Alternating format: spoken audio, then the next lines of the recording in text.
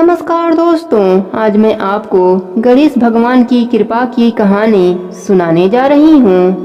प्रेम से बोले गणेश भगवान की जय हो। एक समय की बात है, एक गांव में सुंदर नाम का किसान अपने पत्नी लता के साथ रहता था। उनका एक 10 साल का बेटा था, उसका नाम मोहन था। सुंदर के पास खेत थे जिस पर वह खेती करके अपने परिवार का पालन पोषण करता था।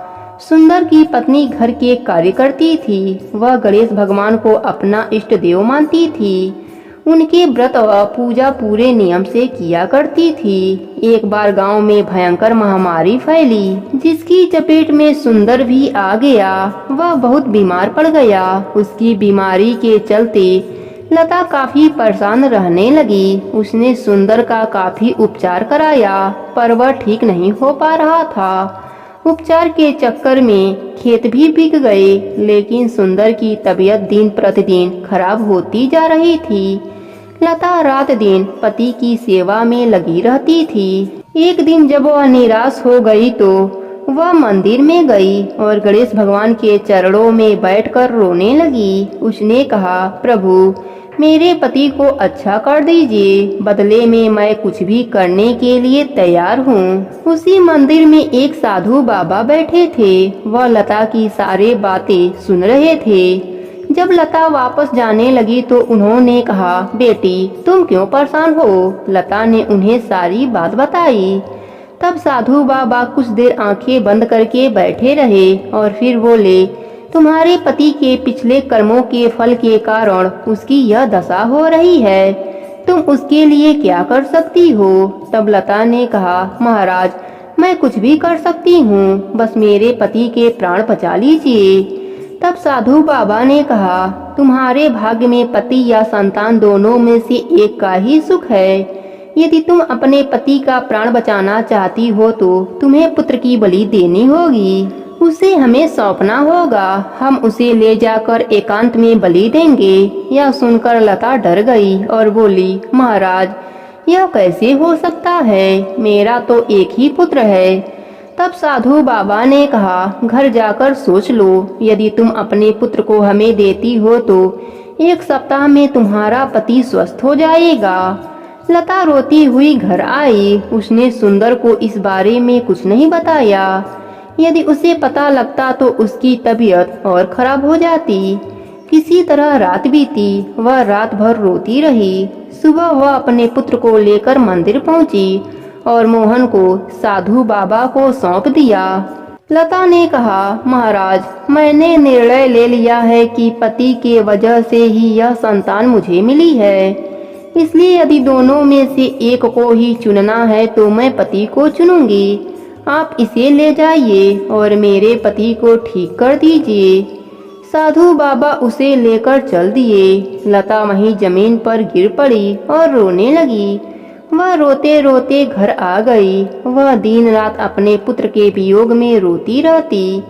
धीरे धीरे उसका पति ठीक होने लगा।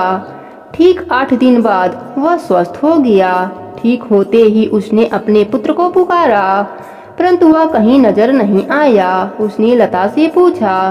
तब उसने रोते हुए सारी बात बताई।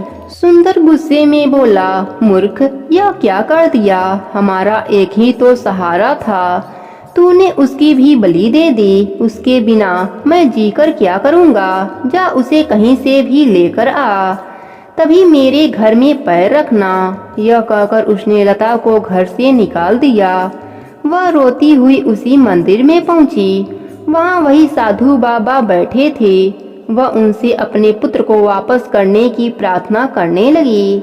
तब साधु बाबा ने कहा, मैं तुम्हारे पुत्र को वापस नहीं ला सकता, पर यदि तुम सुख से जीना चाहती हो तो पुत्र को भूलकर पति की सेवा करो।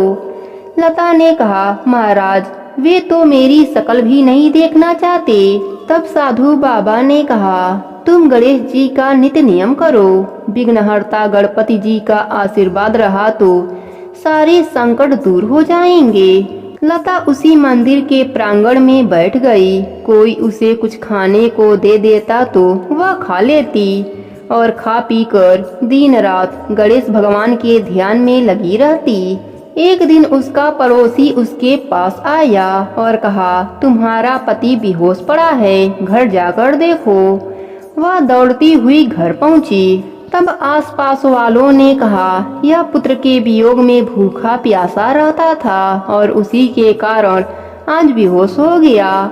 लता ने उसे होश में लाने की काफी कोशिश की, पर वह होश में नहीं आया। लता रोने लगी और भगवान से प्रार्थना करने लगी कि हे प्रभु, हमसे ऐसी क्या भूल हो गई जो मुझे इतने कष्ट मिल रहे हैं। तभी उसके घर में वही साधु बाबा आए और कहा, बेटी तुम क्यों रोती हो। लता ने कहा, बाबा मैं तो दोनों तरफ से हार गई, पुत्र की बलि दे दी और पति को भी ठीक नहीं कर पाई। तभी वह साधु बाबा गणेश भगवान के रूप में प्रकट हुए। उन्हें देखकर लता उनके पैरों में गिर गई। भगवान ने कहा, बेटी मैं तुम्हारा परीक्षा ले रहा था। मैं देखना चाहता था कि तुम्हारा मेरे ऊपर कितना अटूट विश्वास है। पुत्र की बलि देकर पति द्वारा धिक्कारने पर भी तुम्हारा मेरे पर से विश्वास कम नहीं हुआ। तभी मोहन भी बाहर से आ गया। बेटे की आवाज सुनकर सुंदर को भी होश आ गया। गणेश भगवान प्रसन्न होकर उनके घर को अन्य धन से भर दिया। दोनों पति पत्नी भगवान के चरणों में नतमस्तक हो गए। उसके बाद भगवान अंतर ध्यान हो गए। हे विघ्नहर्ता गणेश भगवान, अपने सभी भक्तों पर ऐसे ही अपनी कृपा बनाए रखना। कहानी अधूरी हो तो पूरी करना, पूरी हो तो मान रखना। प्रेम से बोले गणेश भगवान की जय हो।